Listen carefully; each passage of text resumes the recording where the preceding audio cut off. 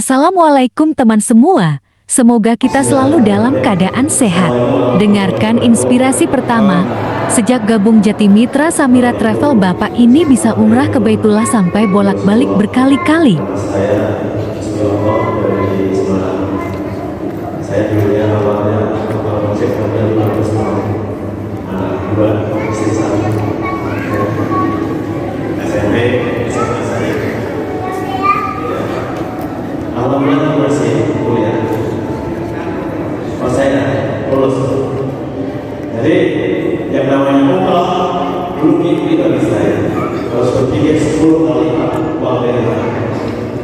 Tapi setelah Allah kasih jalan menuju pasar, jalan menuju Baitullah, alhamdulillah tidak kurang dari 2 tahun Allah izinkan saya menggandeng istri saya, bapak saya, anak-anak saya, sudah berikan saya semuanya Allah beri kemudahan itu dengan wasilah sampai yang mendatang kemudahan saya.